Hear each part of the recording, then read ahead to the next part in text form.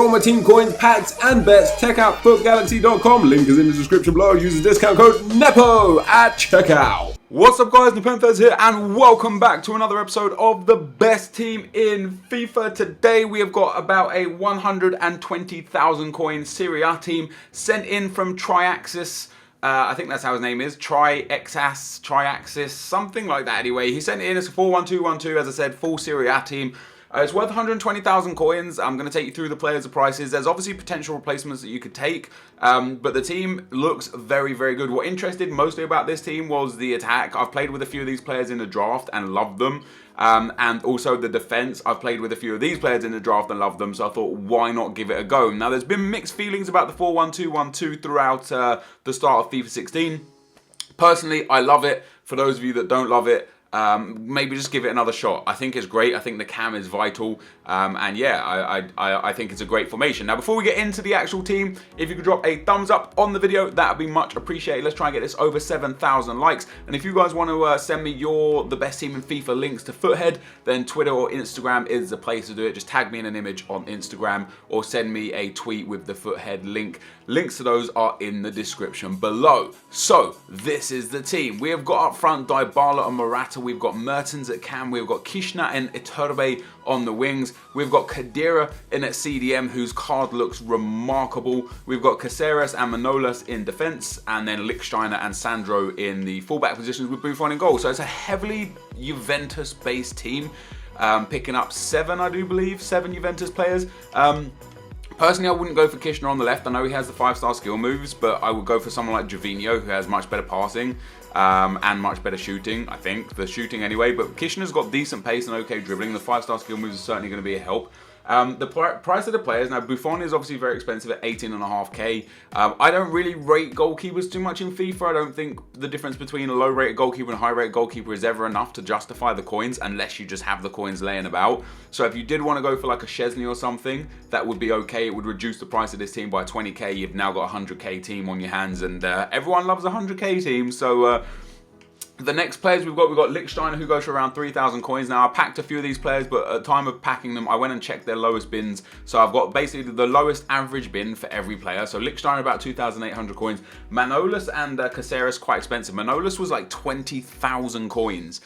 So he is very expensive, but he is very, very good. 81 pace, 85 defending, and 82 physical. Is a great centre-back. And Caceres is about 8,600 coins. Again, really good stats. 83 pace, 86 defending. Very good partnership in the middle there. You're not gonna concede much with those. They've got a little bit of everything. And then at left back you got Alexandro, who was 17,500 coins as well. I wouldn't be scared of using Evra as a replacement here if you can't afford Sandro and withdrawing this team by another 20,000 coins, because Evra's got a really nice well-rounded card. We've got Sami Khedira in at CDM spot. He goes for 7,200 coins. I actually thought he might be a little bit more. I know his pace is only 62, but he's got crazy good defending and physical. He's also got really nice shooting, passing, and dribbling. He's kind of an all-round CDM player. I love the fact that he just suits this game. He suits FIFA 16 so well now. In a cam, we've got Dries Mertens, who goes for around 17 to 18,000 coins. Of course, these players will get cheaper as the game goes on. So in another 2 or 3 weeks, this team will be 10, 20, 30% cheaper than it is right now. So Dries Mertens, 17 to 18,000 coins. Crazy good stats, great pace, great dribbling, very good passing as well for a cam. And as I've said so many times already, the early FIFA 16, the cam for me is one of the most influential slots in the game. Kishna, we've already been over. I'd probably go with Gervinho. Iturbe at right mid looks great. There was a video done on him by Matt Gamer calling him cheap Messi. So we're going to test that out. 92 pace, 84 dribbling, 70 shooting. Can't be bad, can't be bad. And then up front, we've got the Juventus pair, Morata and Dybala. Of course, 4-star skill moves for Dybala. Morata's got a ridiculous looking card, 84 pace, 82 dribbling, and 73 physical. Dybala's got that pace, dribbling, and shooting out the yin-yang, as has Morata with 81 shooting. So clinical pair up front. For being solo rated as well, they've got crazy, crazy good stats. And they go for quite cheap respectively. Morata you can get for like 6,500 coins, and Dybala you get for about 18,000 coins. So the team all in all, 120,000 coins. You can reduce this massively by putting different players in different positions instead of having the expensive players in. But we're going to use this team, so thanks to Triaxis. Let's get into the gameplay. Okay guys, as we go into the gameplay, as per usual, I'll show you the teams that come up against and the goals. that I scored. Now, we're going to dive straight into this team and give it a flat out 5 stars. Now, of course, the 4-1-2-1-2 is a formation that people are kind of iffy on so far this year. I've seen a lot of complaints about the formation, but I've also seen a lot of people live by the formation, and I personally find it to be a fantastic formation. I think the cam and the wingers get involved heavily this year in the 4-1-2-1-2, which I love a lot, but it also kind of negates a lot of what the strikers do. So maybe different playstyles will offer different options with that, but for me personally, the 4-1-2-1-2 is great, although it does isolate the striker's abilities a little bit, and we'll talk about that a little bit more in the very near future. But first of all, I've given the attack, midfield, and defense 5 stars. They were all perfect. The formation 5 stars, the overall 5 stars, and the best player, Iturbe, at 5 stars. Before we talk about Iturbe and his brilliance, we're going to start with the goalkeeper, Buffon. Made just one error for me, really, in the sense that he gave away a penalty. Somehow, I don't know. Basically, I forgot to put the clip in, but what happened was the guy had a shot and it went out for a goal kick. As Buffon is walking to get the ball of the goal kick, he walks into the striker who falls over and the ref gives a penalty.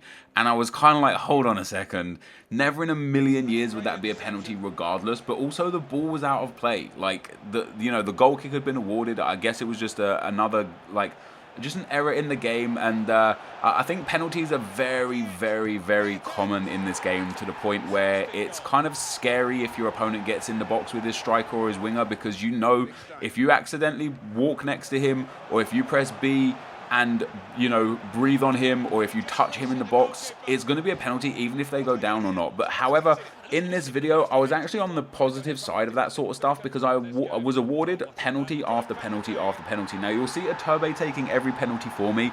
Usually I have a if you win it, you take it sort of mentality with penalties. So, if Morata wins the penalty, Morata will take the penalty. If Dybala wins the penalty, Dybala will take the penalty. But the first penalty I did win, which I didn't show in this video, I gave it to Morata because he won it and he missed it by a mile. And the second penalty I won with Dybala, I gave it to Dybala and the keeper saved it. So I was like, do you know what? Let me just give the penalty to the person that stands up to take the penalty. And that just happened to be Iturbe.